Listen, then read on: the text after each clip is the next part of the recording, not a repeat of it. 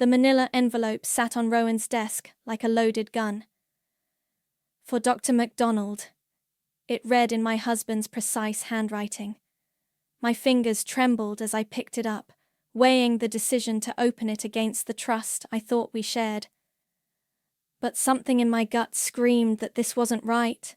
None of it had been right since Grandma Rose died. I'm Maria, and 6 weeks ago, I inherited $3.2 million from the woman who raised me after my parents died.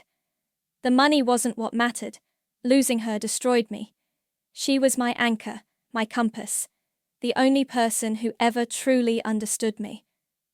Honey? Rowan's voice echoed from downstairs. I quickly set the envelope down and stepped back from his desk. Are you up there? Just grabbing some aspirin, I called back, my heart racing. I'd been getting more headaches lately. At least that's what Rowan kept suggesting whenever I questioned things that felt off. Come down when you're done. Mom's here. Of course she was. Valerie had practically moved in since the funeral, always watching me with those calculating eyes. I took one last look at the envelope before heading downstairs. They were in the kitchen, Valerie perched at our granite island like she owned it, Rowan hovering nearby. They both went quiet when I entered.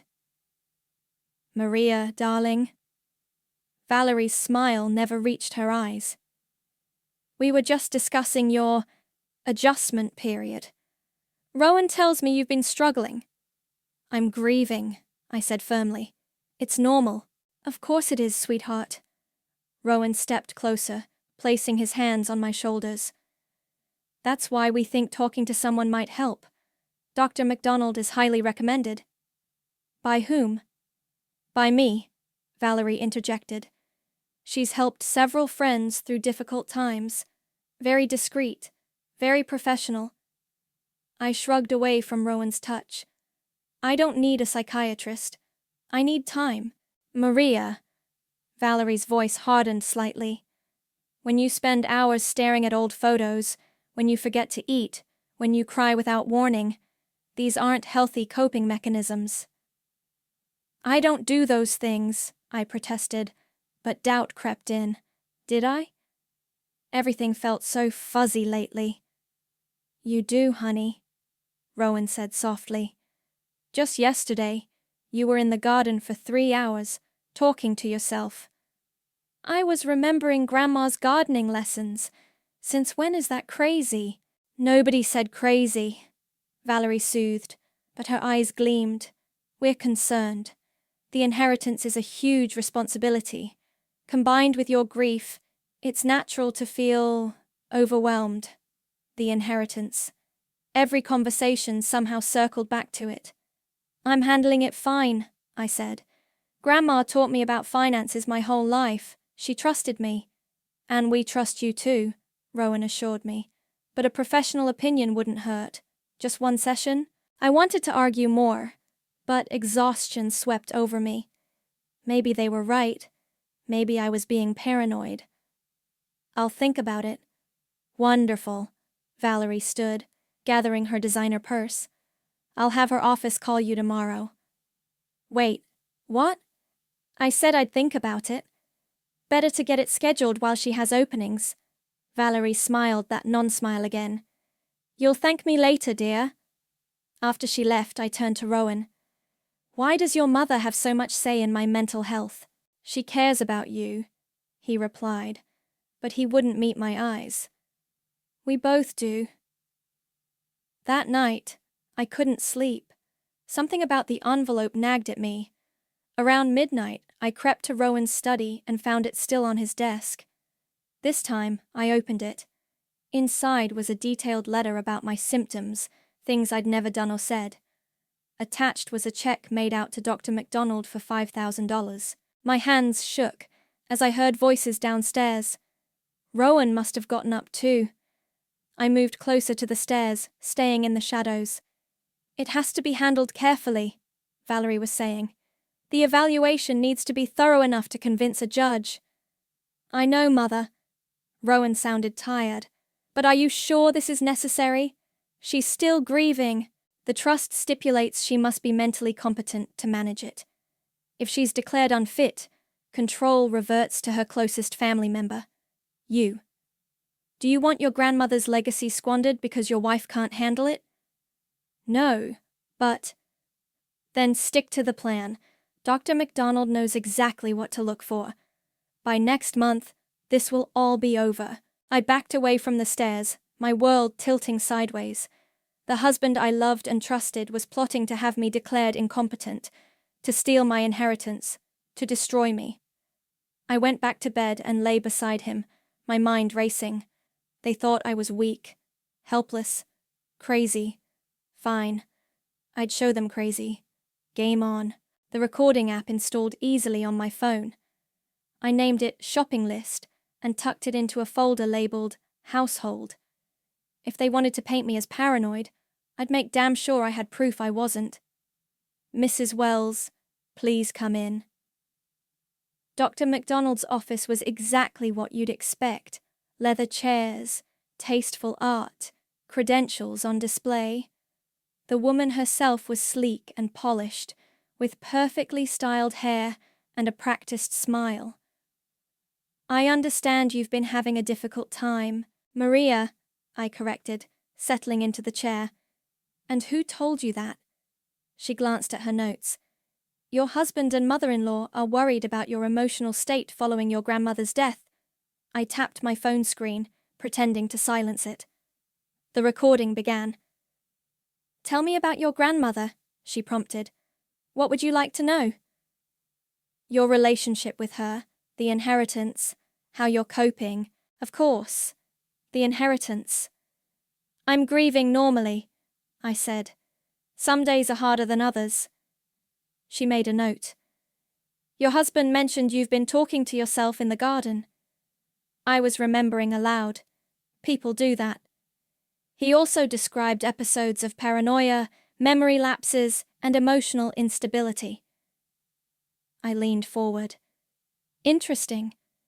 When exactly did these episodes occur? She shuffled through her papers, frowning. I have several dates here. I'd like to see them. That won't be necessary, she said quickly. Let's focus on how you're feeling now.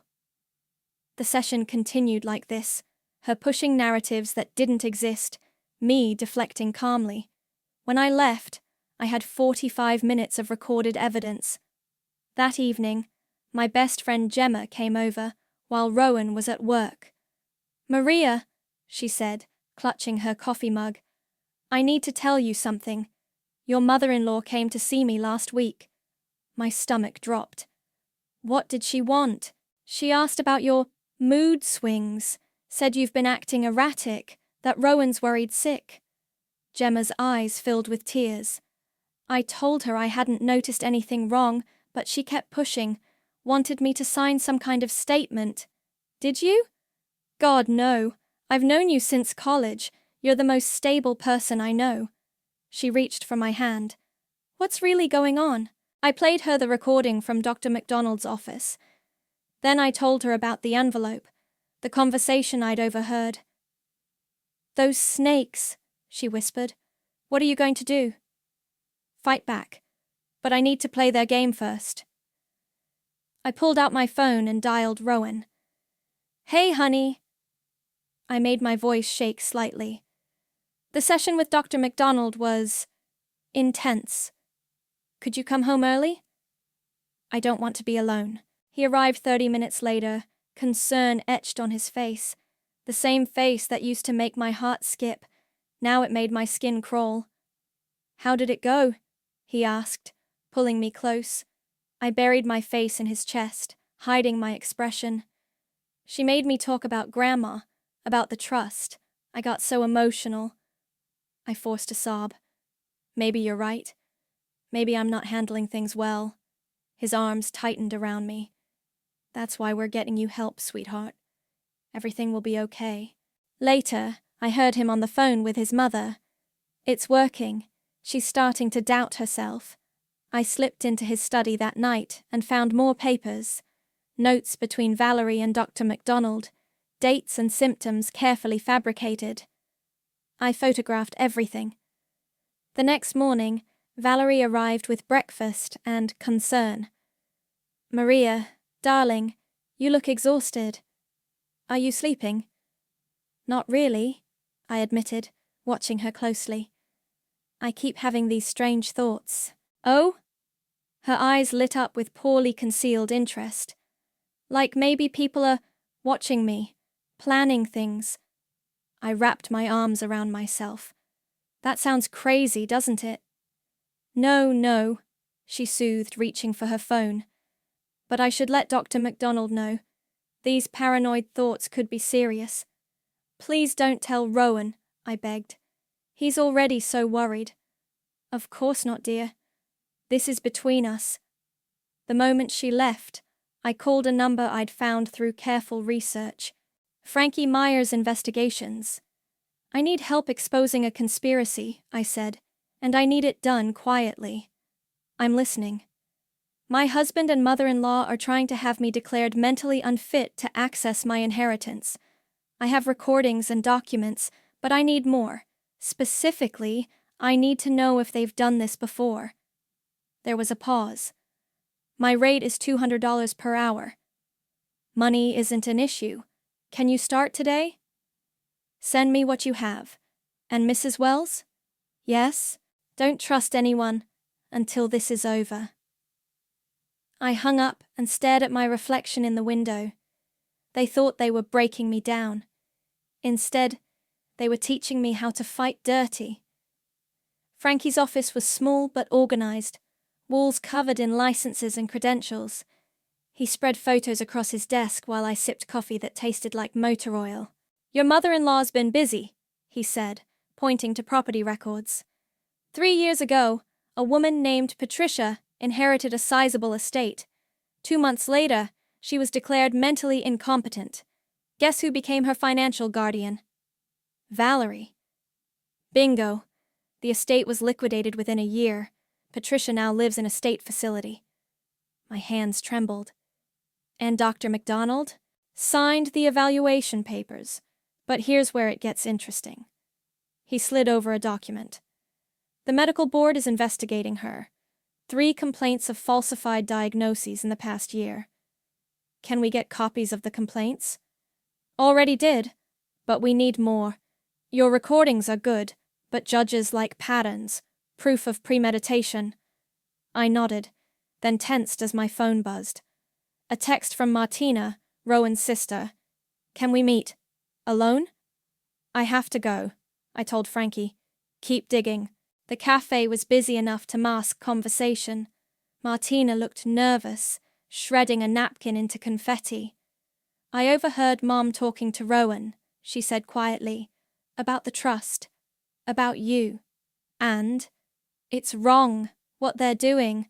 Mom's done this before, but Rowan I never thought he'd help destroy his wife." She flinched. "There are documents in Mum's home office, the original papers from Patricia's case, templates for medical evaluations. She keeps everything." "Why are you telling me this?" "Because next time it could be me, or anyone who has something she wants." Martina's eyes filled with tears. "Mom's always been controlling, but this is different. This is evil." I reached for my phone, started recording. "Tell me everything you know." An hour later, I had names, dates, locations. Martina's guilt had cracked open a goldmine of information. "I'll testify," she whispered, "if it comes to that. But please, be careful. Mom's ruthless when she's crossed." Back home, Rowan was waiting. "Where were you?" "Coffee with Gemma," I lied smoothly. "Dr. MacDonald suggested maintaining social connections." "Good, that's good." He kissed my forehead. "How are you feeling?" "Better, I think. The sessions are helping." I forced myself to lean into him. "Though sometimes I still feel confused." "That's normal, honey. We'll get through this." That night, I slipped out of bed and into his study. His laptop was locked, but I knew his password. My birthday, of all things. The irony wasn't lost on me. His emails revealed a web of communication between Valerie, Dr. MacDonald, and a lawyer named Thomas. They discussed contingency plans and asset management. My name appeared repeatedly, always paired with words like unstable and concerning. A new email caught my eye, sent an hour ago. Mom, Martina's asking questions. She seems upset about the plan. Should we be worried? Ah. Valerie's response. Handle your sister. We're too close to let family sentiment derail things now. I photographed everything, then carefully closed the laptop. On my way back to bed, I heard voices from the kitchen. She's getting worse, Rowan was saying. The paranoia, the confusion. Perfect, Valerie replied. Dr. MacDonald's evaluation is nearly ready. Once the judge sees it. But what if she fights it? Who would believe her? A mentally unstable woman making wild accusations. Please. I pressed record on my phone, holding my breath. The trust will be yours, Valerie continued. We'll move her somewhere comfortable, and finally, get what we deserve. If you're sure. I've done this before, darling. Trust, Mother. I crept back upstairs, my mind racing. They were moving faster than I'd expected. I needed to accelerate my plan. The next morning, I called Frankie again. I need to get into Valerie's house, today. That's risky. She's hosting a charity lunch. The office will be empty. Martina told me where she keeps the files. And if you get caught? Then I'll act confused and paranoid. It's what they expect anyway. He sighed. I'll create a distraction if needed, but be quick. That afternoon, while Valerie held court in her garden, I slipped into her home office through the back door. Martina had given me the security code. The filing cabinet opened easily. Inside, everything was meticulously organized. Patricia's case, medical evaluations, bank transfers, a folder marked Maria in progress. I photographed every page, hands shaking with rage and adrenaline. Then I found something that made my blood run cold. A hotel receipt. 2 guests. One was Rowan, the other was my sister, Maureen. The pieces clicked into place with sickening clarity. This wasn't just about money anymore. This was personal, and it was about to get very, very ugly. I hadn't seen Maureen in 3 years, not since she'd screamed at me during Grandma's birthday party. Now she sat across from me at a dingy diner, stirring her coffee with calculated indifference. So, she said, you finally figured it out. How long? My voice was steady, despite the rage burning in my chest. Does it matter? How long? She smirked. 6 months before your wedding, he came to me, you know. Said he'd made a terrible mistake proposing to you. The coffee cup in my hand started to shake. I set it down before it could spill. But you married him anyway, I said. He needed to. Your precious grandmother made it clear. You were getting everything, the money, the house, her whole life's work. Maureen's face twisted. While I got nothing, as usual. She offered to pay for your college. I didn't want college. I wanted what you had. Her love, her trust. But no, perfect Maria got everything. So you decided to take it. Rowan approached me with the plan 3 months ago, after the old bat died. She smiled coldly. Valerie's quite brilliant, really. Once you're declared incompetent, Rowan gets control. We split everything 3 ways. Me, him, and Valerie. My phone recorded every word. And you really think this will work? It already is. You're unraveling, sis. Everyone can see it. I leaned forward. Want to know what I see? A pathetic, jealous woman who couldn't earn love, so she decided to steal it instead. Maureen's face reddened. You don't deserve any of it. Neither do you. I stood up, dropping cash on the table. By the way, next time you meet Rowan at the Gateway Hotel, try not using your real name on the registration. Amateur move. Her face went pale. How did you— Goodbye, Maureen. Give my husband my love. Outside, the panic attack hit like a tsunami. I barely made it to my car before my legs gave out. The steering wheel felt cold against my forehead as I gasped for air. My phone rang. Gemma. I can't, I choked out. Where are you? I'm coming. 20 minutes later, she held me while I shook apart in her passenger seat. My own sister, I whispered. My husband. They're trying to break you, she finished. But they won't. You're stronger than all of them. Am I? Because right now I feel like I'm drowning. That's exactly how they want you to feel. She gripped my shoulders. But you have evidence. You have witnesses. You have me. My phone buzzed. Rowan calling. I switched it to speaker. Honey, where are you? I'm worried. Are you? My voice was raw. Or are you calling to report my erratic behavior to your mother? Silence. Then, what are you talking about? I saw Maureen today. More silence. She told me everything, Rowan. The affair, the plan, all of it. Maria, you're not thinking clearly. Stop. My voice cracked.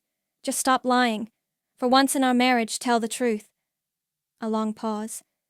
It wasn't supposed to be like this. How was it supposed to be? You were supposed to get help. Real help. The money. It was just going to be temporary. Until you were better. Better? I laughed harshly. You mean until I was locked away somewhere while you and my sister spent my inheritance? It's not that simple. Actually, it is.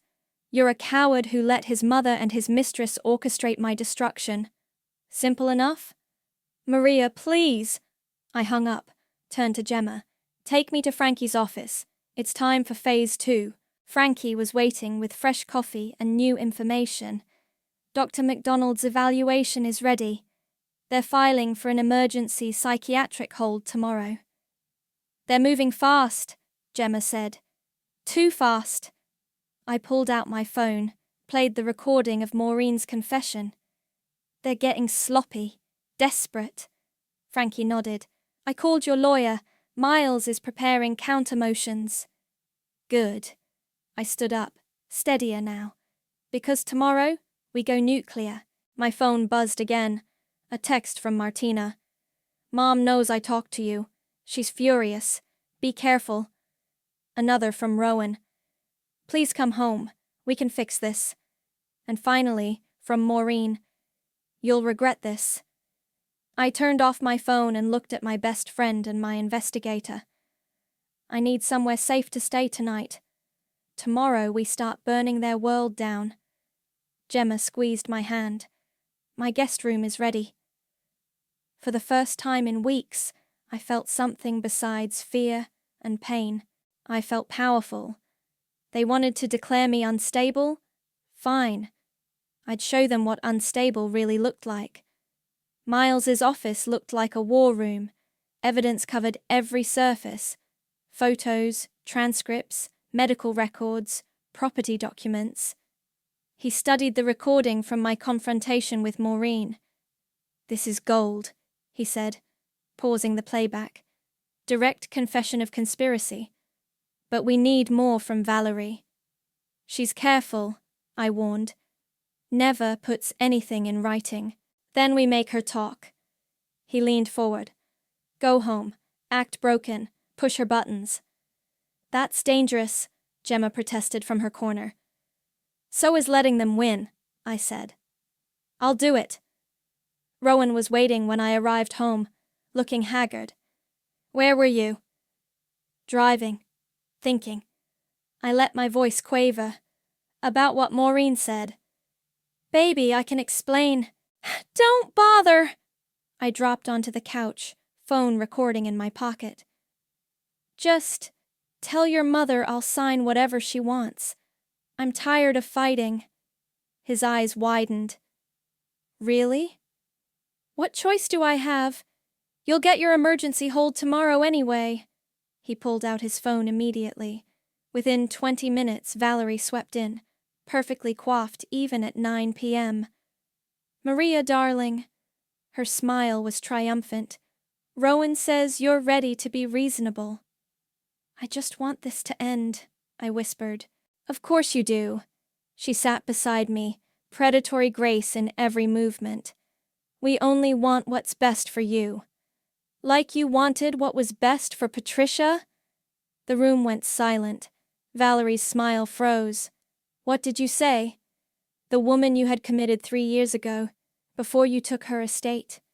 I kept my voice soft, vulnerable. Does it make you feel powerful, Valerie? Destroying women's lives? I don't know what you're talking about. But her voice had an edge now. No? Should we call Dr. MacDonald? Ask her about the medical board investigation? Valerie stood abruptly. Rowan, your wife is becoming hysterical. Am I? Or am I just the latest target in your little scheme? I forced tears into my eyes. How much is my sanity worth, Valerie? How will you split my grandmother's money? Enough! She grabbed her phone. I'm calling Dr. MacDonald right now. This paranoid episode proves... Proves what? That I know too much. I stood too. Go ahead. Call her. I'm sure the medical board would love to hear about your relationship. Mother, Rowan interrupted. Maybe we should... Shut up, Valerie snapped. This little bitch thinks she can threaten me? Once that judge signs off, the portfolio goes to me, to us, and you'll rot in a padded room where no one will believe a word you say. Perfect. All on tape. Is that what happened to Patricia? I pressed. Did she threaten you too? Patricia was weak, just like you. Valerie's mask had completely slipped now. I built this family's legacy while women like you inherited it. No more. Mother, stop talking, Rowan begged. Why? She's delusional. Who would believe her? Valerie laughed sharply. We have a respected doctor's evaluation. We have documented evidence of instability. We have you on tape, I said quietly. The color drained from her face. What? I pulled out my phone, played back her confession. Watched her composure shatter. You little... I wouldn't. I stepped back. Everything you've said is already backed up to my lawyer's server. If anything happens to me, it all goes public. Rowan slumped against the wall. Oh, God. Now, I continued, here's what's going to happen. You're going to call Dr. MacDonald, cancel tomorrow's hearing, and then, my phone buzzed. Frankie's text made my blood run cold. Emergency hold papers already filed. Judge signed them an hour ago. Police en route. Valerie must have seen something in my expression. She smiled again. Too late, dear. The police are coming to take you for a mandatory 72-hour evaluation, during which time... She picked up her purse. Well, evidence has a way of disappearing, doesn't it? Sirens wailed in the distance. Rowan, I turned to my husband. Please. He wouldn't meet my eyes.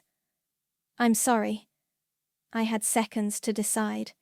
Stay and lose everything, or... I ran. Out the back door, through the garden Grandma Rose had planted, into the night. Behind me, Valerie screamed for someone to stop me, but I was already gone. My burner phone had one number. Gemma's.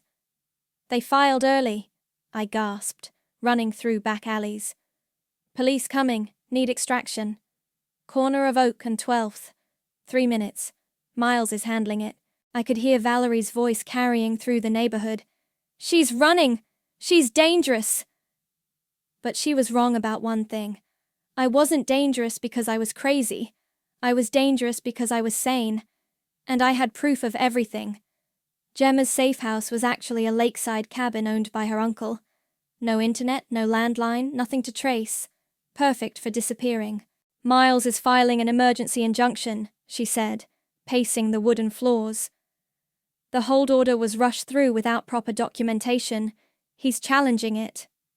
I stared out at the dark water. How long? 48 hours, max.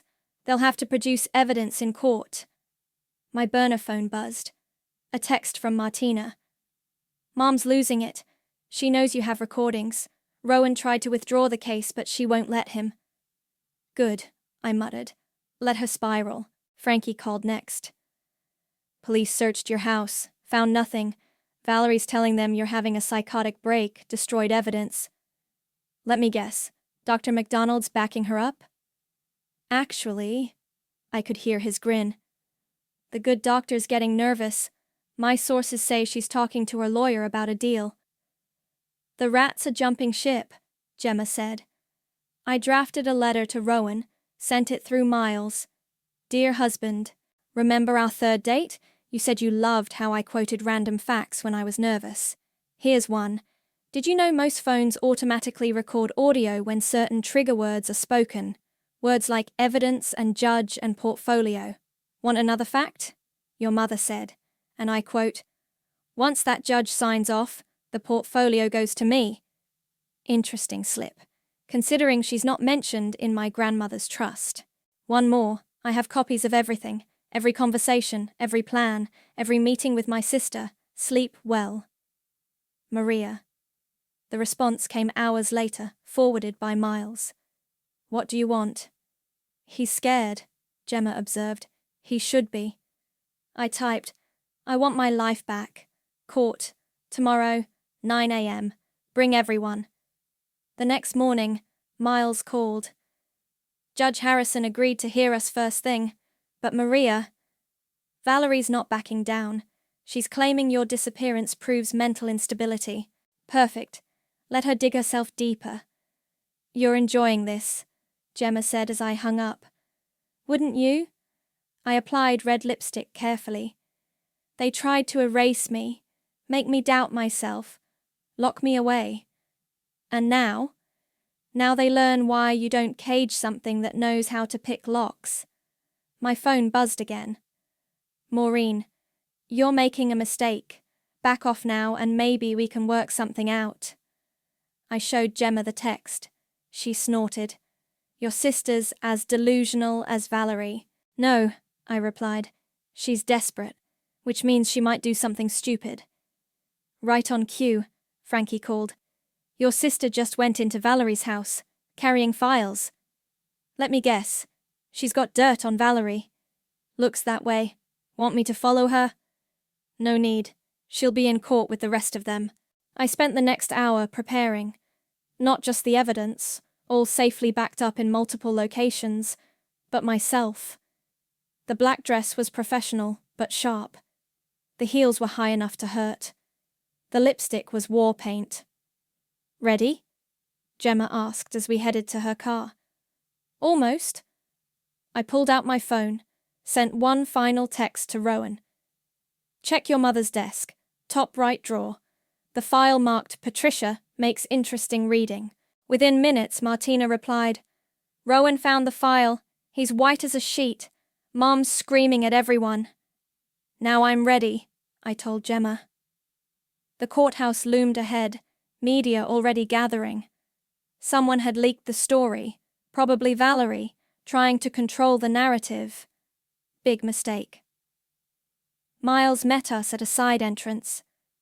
Everyone's here. Valerie, Rowan, Maureen, Dr. McDonald. They're all turning on each other. Good. I straightened my spine. Let them fight. I have something better than accusations. What's that? The truth. I checked my lipstick one last time. And about 40 hours of recordings. We walked toward the courtroom, my heels clicking on marble. Through the doors, I could see them. Valerie in designer black, Rowan looking sick, Maureen clutching a manila envelope, Dr. McDonald whispering frantically to her lawyer. My family, my husband, my sister, my enemies. Ready? Miles asked quietly. I thought of Grandma Rose, of her strength, her wisdom, of how she'd taught me to garden, to manage money, to stand up for myself.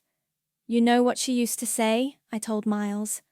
Sometimes the best revenge is simply surviving what was meant to destroy you. I pushed open the courtroom doors. But sometimes, I added, the best revenge is destroying them right back. Time to show them exactly who they'd tried to break. The courtroom fell silent as I walked in. Valerie's face tightened. Rowan wouldn't meet my eyes, and Maureen clutched her envelope like a shield. Judge Harrison looked up from her papers. Quite a mess we have here. Mrs. Wells, your counsel claims you're experiencing a psychotic break. Actually, Your Honor, Miles stepped forward. We have evidence proving this entire case is a fraudulent attempt to seize control of my client's inheritance. Objection! Valerie's lawyer shot up. My client has documented concerns about her daughter-in-law's mental state, supported by a licensed professional. You mean Dr. MacDonald? I interrupted. Who's currently under investigation by the medical board? Dr. MacDonald paled visibly. Your Honor, Miles continued, we have recordings proving conspiracy between Mrs. Wells Sr., Dr. MacDonald, and others to falsify mental health evaluations for financial gain. That's ridiculous, Valerie snapped. She's clearly paranoid, recording conversations. Play the Gateway Hotel recording, I said quietly. Miles nodded to the clerk. Maureen's voice filled the courtroom. Rowan approached me with the plan 3 months ago. We split everything 3 ways. Valerie whirled on Maureen. You stupid girl! What did you do? Order! Judge Harrison banged her gavel. Continue, counselor. Next recording, Your Honor. This is from 2 nights ago. Valerie's voice. Once that judge signs off, the portfolio goes to me. You'll rot in a padded room where no one will believe a word you say. The colour drained from Valerie's face. Furthermore, Miles produced a file. We have evidence this isn't the first time. 3 years ago, Patricia— I can explain that, Valerie interrupted. Like you explained the falsified medical reports, I asked. Or the bribed orderlies? Or should we ask Martina about the forged signatures? Rowan's head snapped up. Martina? His sister stood from the gallery. I'm sorry, Mom. I can't lie anymore. You ungrateful— Valerie started. Mrs. Wells, Judge Harrison cut in sharply. I suggest you remain silent. Dr. MacDonald suddenly stood. Your Honor, I'd like to revise my evaluation. Sit down, Valerie hissed. No. The doctor straightened. I was pressured to falsify reports. I have documentation. You promised, Maureen shouted. We had a deal. The courtroom erupted. Judge Harrison banged her gavel repeatedly. Enough! She glared around the room. Mr. Bradley, continue. Miles smiled. We have bank records showing payments from Mrs. Wells Sr. to Dr. MacDonald. We have similar records from the Patricia case. We have witness testimony about forged documents. And we have this. He held up a USB drive. Security footage from Valerie Wells's home office, showing her and Dr. MacDonald creating false medical records. Valerie's lawyer leaned over, whispered urgently in her ear. She shoved him away. This is all lies. She's manipulating everyone. Like you manipulated Patricia? I asked calmly. Before you stole her estate and locked her away? You don't understand, Valerie snarled. I built this family. I deserve— Order! Judge Harrison's voice cracked like a whip. I've heard enough. This case is dismissed. Furthermore, I'm recommending criminal charges for conspiracy, fraud, and abuse of medical authority. No, Valerie whispered. Additionally, the judge continued, I'm issuing a restraining order protecting Mrs. Maria Wells from all parties involved in this conspiracy. Maureen stood up. But what about the evidence I have? About Maria's— Sit down, Ms. Griffin, Judge Harrison snapped. Unless you'd like to be charged as a co-conspirator? Maureen collapsed back into her seat. Maria, Rowan stepped toward me. Please, I can explain. Mr. Wells, Miles interrupted. The restraining order is effective immediately. Step back. I watched them all crumble. Valerie being handcuffed, Dr. MacDonald huddled with her lawyer, Maureen crying silently. Rowan just stood there, looking lost. One more thing, I said clearly. Divorce papers will be served this afternoon. I suggest you sign them quickly. But, unless you'd like your role in this conspiracy examined more closely? He fell silent. Outside the courtroom, reporters swarmed. Miles handled them while Gemma led me to a side exit. But I heard Valerie's voice ring out behind me. You'll regret this. I still have… What? I turned back. What do you have, Valerie? Besides criminal charges and a ruined reputation? She stared at me, finally speechless. You thought I was weak, I continued. You all did. But here's the thing about trying to break someone. Sometimes you just teach them how to break you instead. Do you think this is over? She spat. Oh, I hope not. I smiled. Because the civil suit I'm filing tomorrow? That's going to take everything else you have left. I walked away, her screams fading behind me. Outside, the sun was bright and warm. You okay? Gemma asked softly. I touched the locket holding Grandma Rose's picture. I am now. But as we drove away, I heard Rowan's desperate whisper to his lawyer. Do you think Maureen will say anything? There was still one more secret to uncover. And I was just getting started. The civil suit discovery process unearthed everything. Not just Valerie's previous victims or Dr. MacDonald's falsified records, but the final ugly truth about my sister and husband. You need to see this, Frankie said, sliding a folder across his desk. Inside were photos of Maureen at a private clinic, dated 3 years ago. The same clinic where Patricia was currently held. She was a patient? No, she worked there, as an aide, under a different name. The pieces clicked. She helped Valerie get to Patricia. And others, 5 cases total. But here's the kicker. Guess who introduced her to Valerie? My hands trembled. Rowan. Before you even met him. This wasn't just about your inheritance, Maria. This was their business model. I sat back, numb.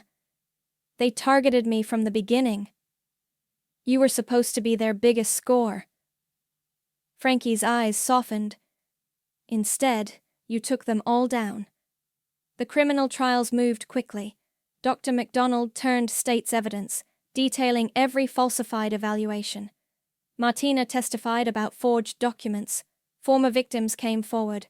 Valerie got 15 years for fraud and conspiracy. Dr. MacDonald lost her license and got 5 years probation. Maureen fled the country, but Interpol had her file. And Rowan? He sat in the defendant's box, looking smaller every day. I testified last, wore Grandma Rose's pearls and the same red lipstick from that first courtroom victory. When did you first suspect something was wrong? The prosecutor asked. When I found an envelope in my husband's study addressed to Dr. MacDonald. Inside was a check and a list of symptoms I'd never experienced. What did you do then? I started recording everything, every conversation, every meeting. I knew they'd try to make me sound crazy if I accused them. And your husband's relationship with your sister? They'd been working together for years, targeting wealthy women through false mental health claims. I was just their latest mark. Rowan wouldn't look at me. How many victims were there before you? At least 5 that we've confirmed. All women with substantial inheritances. All declared mentally unfit. All lost everything. The jury took 2 hours. Guilty on all counts. At sentencing, Rowan finally spoke. Maria, I'm sorry. I never wanted… Save it. I stood up. You didn't just try to steal my money. You tried to steal my sanity, my identity, my life. The money was supposed to be split. I don't care about the money. My voice cracked. You were my husband. I loved you, and you conspired with my sister to have me committed. He flinched. 10 years, the judge announced, and full restitution to all victims. Outside the courthouse, Gemma hugged me tight. It's really over. Almost. I pulled out my phone, opened the blog I'd started. Thousands of followers now, all sharing similar stories. What are you writing? A warning, and a promise. I showed her the draft. They tried to break me by making me doubt myself. Instead, they taught me to document everything, to trust my instincts, to fight back. To those still fighting, you're not crazy, you're not alone, and you're stronger than they know. To those who abuse mental health laws for profit, we're watching, we're recording, we're coming for you. Sometimes karma doesn't knock. Sometimes it breaks down your door, wearing red lipstick and holding receipts. Perfect, Gemma said softly. My phone buzzed. Frankie. Maureen spotted in Mexico. Local authorities notified. Another text from Miles. Civil suit settlements processing. Total recovery. $12.4 million. I deleted both messages and drove to the cemetery. Grandma Rose's grave was covered in fresh flowers. I kept her garden alive, just like she taught me. You were right, I told her, about everything, about strength, about standing up for myself, about keeping records. I smiled. About wearing good lipstick to important meetings. The wind rustled through the trees. I protected your legacy, I continued. Not just the money, though that's now funding a legal aid foundation for victims of conservatorship abuse, but the real legacy, your strength, your wisdom, your fight. My phone buzzed again. A message from a blog follower. Your story gave me courage. I'm fighting back tomorrow. I touched Grandma's headstone. See, your strength is still helping people. Walking back to my car, I passed a newspaper stand. The headline read, Conservatorship fraud ring busted. More victims coming forward. I smiled, touching my red lipstick.